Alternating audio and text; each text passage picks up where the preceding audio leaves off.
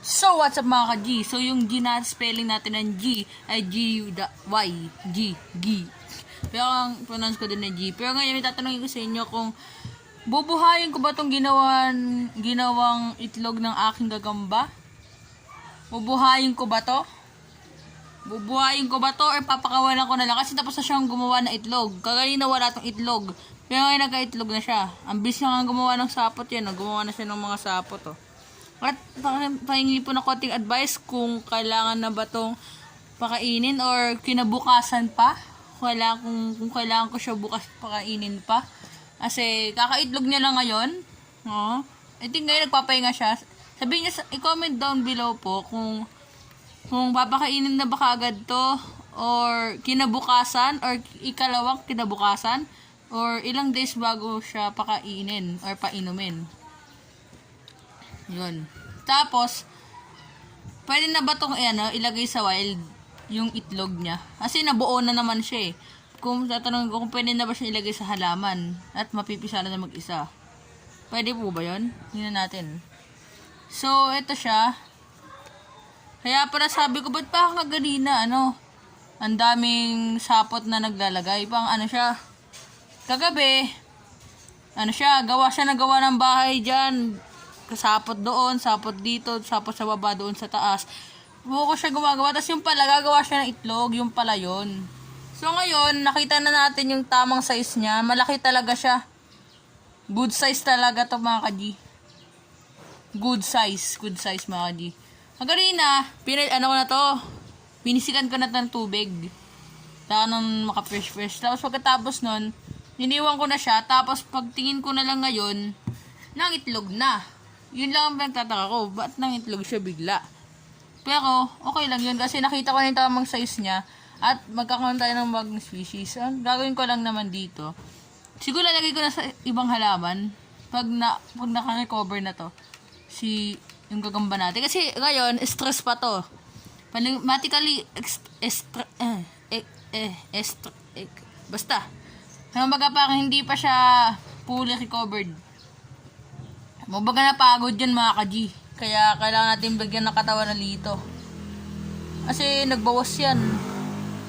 Pero mas makikita na natin yung laki niya. Hindi siya ganyang kalaki nung hindi pa siya nangingitlog. Hindi pa siya ganyang kalaki. Kahit na nakaloob, malaki na siya.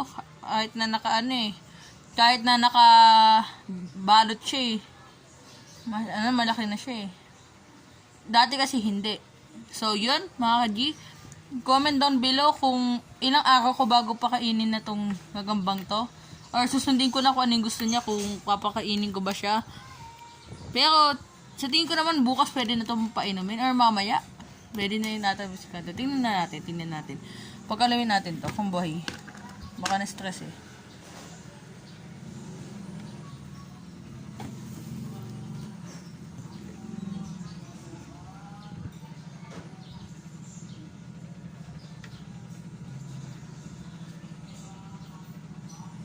Yan, boy. Yan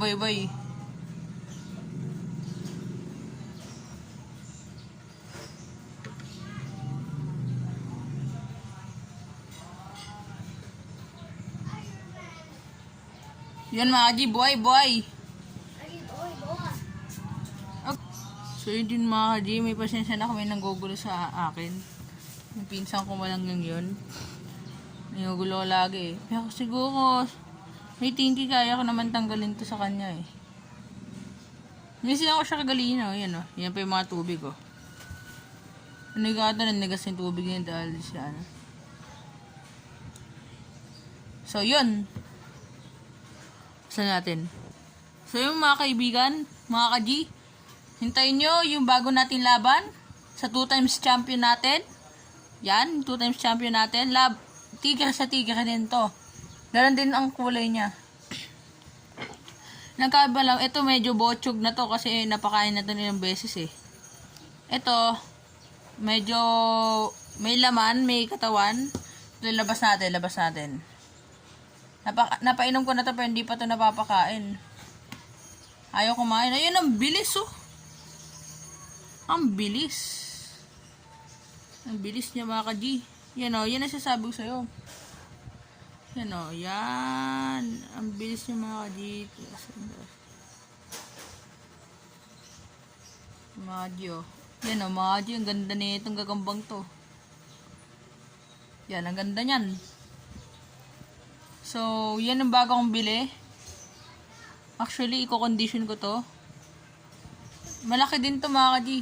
Kalahati ng 5 piso. Makapal galamay. Tingnan natin kapag pumanik.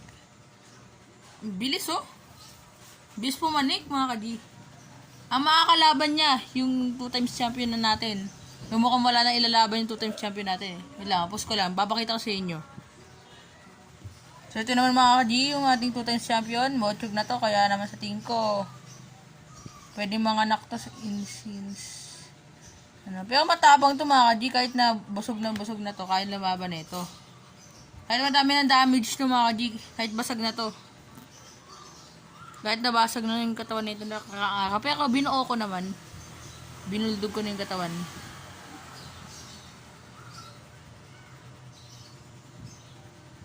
Yan, mabagal nga lang yung ano niya, yung pag-akyat niya. Dati natraga natin siyang suportahan.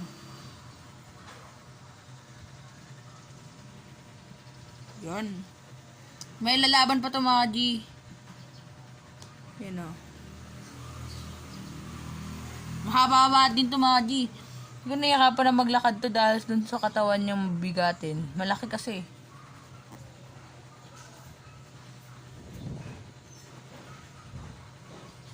Masyado malaki to mga G. Siguro ang katapat na nito, ito. Yung ating gagambang ano. Puko tigre tayo ngayon mga G. Dami na supply ng tigre. Baka naman tala. Susunod na bili ko. Tala naman sana makuha ko. Yan, maganda naman talaga ito yung gagambang to eh. Sarang hindi na siya masyado ngayon maganda. Unang bili ko dito, nagaganda na dito eh. Pero hindi siya talaga yung perfecto. Yun o, tumain na o yun. Bastos to ah. Joke lang. Yun, so yun. Hintayin nyo, paglalabanan natin yan. Gagambang tigre, best sa gagambang tigre. Mas itim, eto mas itim to. Pero mas maitim to, sa doon sa isang tigre natin na bago. Actually, puro tigre ngayon ang hawak ko eh. Pero magkaiba silang ng lines. Ito, I think ano to eh. Mas bati ata to. You know? Alam ko yung isa, Tagalog ata. Tagalog ata yung isa. Ito din ata, Tagalog to. Hindi ko lang alam kung sino yung mas bati sa kanila eh. Pero di ba pag mas bati, mas mahaba siya sa, ano, sa Tagalog. Kasi wala pang nabibiling Jensen eh. Ito mga ka-G, 20 pesos lang to. Yan, 20 pesos lang to hawak natin. Yan. Ito talagang 20 pesos natin, hindi siya hindi siya mapili sa pagkain. Baga kung ano yung mapakain sa kanyang gagampay, yun na yun. Ito kasi, kapag hindi sila busog, hindi pa talaga sila kakain. Ito kahit busog na, kakain pa rin eh. Kaya matapang din to mga G, matapang. So yun lang mga G. Maglalabanin natin to sa susunod na video. Paalam!